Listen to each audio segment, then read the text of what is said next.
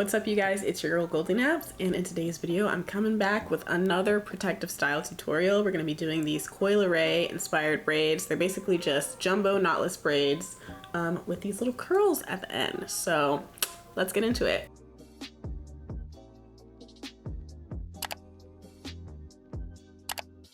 Before we jump into the tutorial, I just wanted to give a huge shout out to Xtrend Hair for sending me the hair that I'm going to be using in this video. It is the color 27 braiding hair, and if you've been watching my other protective style videos, you know that I absolutely love Xtrend Hair. The quality is amazing, and I feel like it just matches my natural hair color super well. So I just want to give them that shout out for sending me the hair, and yeah, keep watching.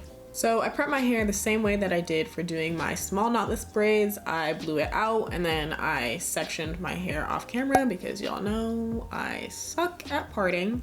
But I have 12, parts in my head. I've done 8 of the braids and I have 4 left. And these go significantly faster than the small knotless braids. I do still think that grasping the concept of the knotless braiding technique is much easier with the smaller braids, but these are way faster. I think I've spent like 2 hours braiding at this point, but I've redone a bunch of them because I just thought they were too thick or too thin or whatever. So I'm kind of still trying to figure out how to balance the thickness of the braid. But even rebraiding a bunch of them, it's only taken me 2 hours. So if I got it down pat on the first try, it would probably only have taken me an hour to do 8 of these.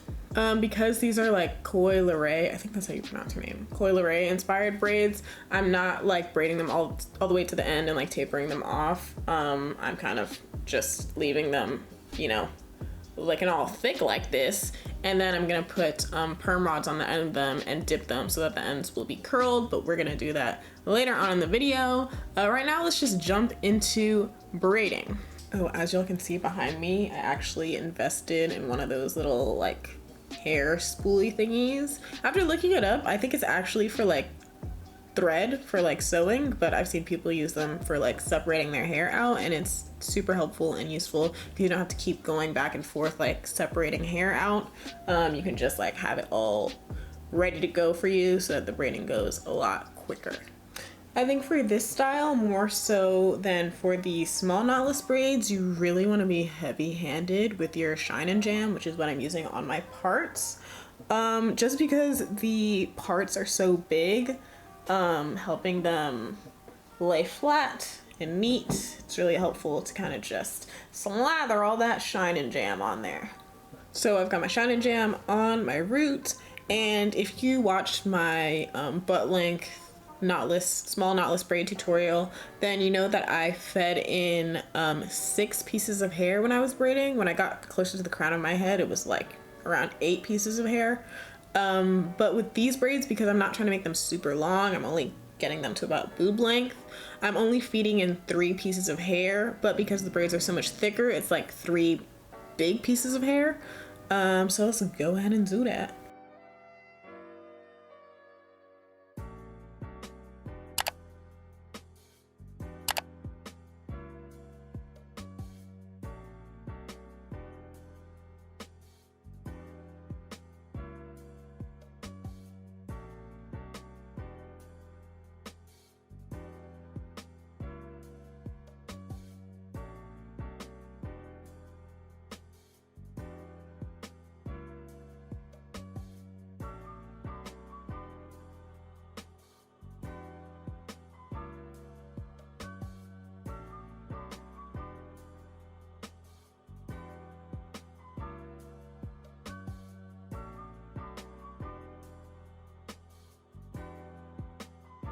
When I get to the end of my braid, I just take an elastic band and put it on the end, but leave enough room to be able to put your perm rod later. Okay, so now you guys are super up close to my face, so I can show you in detail what I'm doing. Gonna, like I said, be heavy-handed with the Shine and Jam on my roots.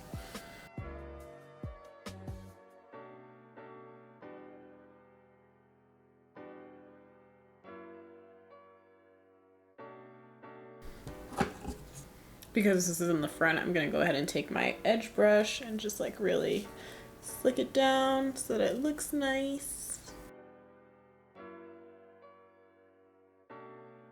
Okay, now that that's done, we're gonna split our section into 3 equal parts. And then begin braiding. When your index finger on your right hand is pointing behind you, you're gonna take your first section of hair, place it on top of your index finger,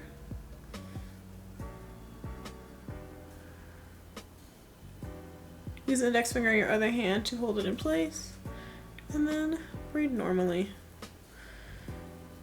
And every time your index finger on your right hand is pointing behind you, you're gonna feed in more hair.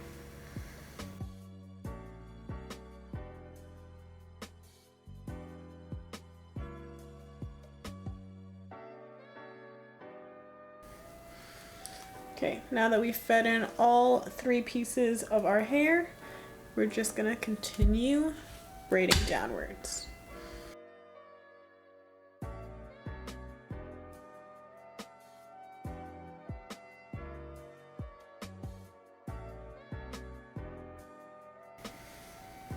And if you feel at all like your braid is thinning out or you need a little extra length, feel free to feed in an extra piece of hair. Just make sure it's not super thick because you don't want your braid to be like super bulky at the end.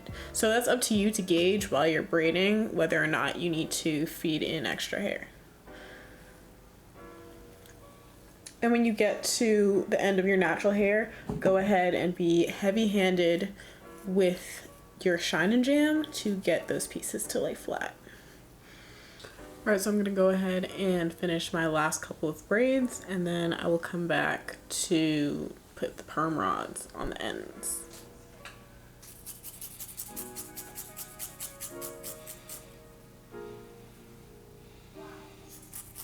Okay, so I have added the perm rods to my ends, and I've already unraveled some of them, and this is what they're looking like. And if I take it out and it's ugly, I'll just go ahead and retwist them. The ends of mine are kind of thick, so I'm almost thinking some of them might need 2 perm rods on the ends, but so far it's been all right with 1.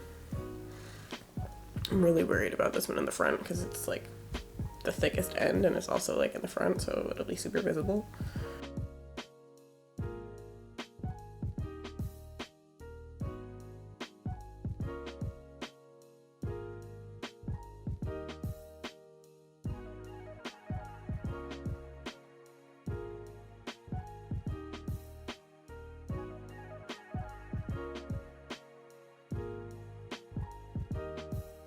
Okay, you guys, so after, you know, unraveling the ends, doing my makeup and all that stuff, this is the finished look. I think it turned out super cute. Really love it. The only thing that I would change from doing this whole process is I made the ends of my braids super thick. It was kind of hard to get the curls right. I had to redo a few of them. But other than that, like, these braids were way quicker than the small knotless braids that I did. If I hadn't taken like breaks and stuff, it probably only would have taken me 2 hours to do all of these. And again, I have 12 braids in my head. So yeah, it's a really quick and easy style to do if you can get the hang of that knotless technique.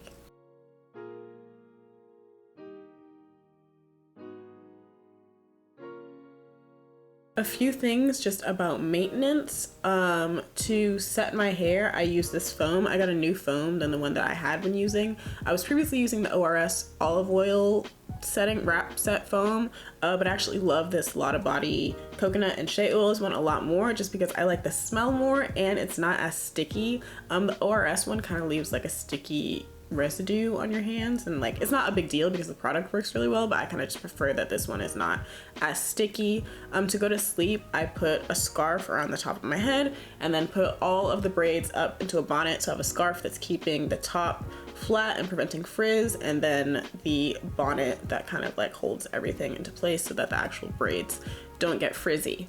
To lay my edges, I use my olive oil eco styler gel. Y'all know I use olive oil eco styler for everything. It's like the only thing that really be like keeping my hair laid down. And last thing, I used about, I feel like I used 4.5 packs in total to do these braids. It was either 3.5 or 4.5, I'm not entirely sure. But it wasn't a huge amount of hair. It was pretty much the same amount of hair that I used for the small knotless braids, which was actually kind of surprising because the first time that I tried to do big knotless braids, I was using so much hair. But I think now that I actually know how to do the technique, like I don't need as much hair as I thought I did. So yeah, it's not as much hair as you think it would be for the big knotless braids. All right, y'all, so that is it for this video. I want to give a huge shout out to Xtrend for sending me the hair to do this hairstyle. Y'all know I'm using Xtrend hair for all my videos. Like, I love that hair, and the fact that they reached out to me and wanted to send me hair is super great. You can find the link to the hair below in the description box.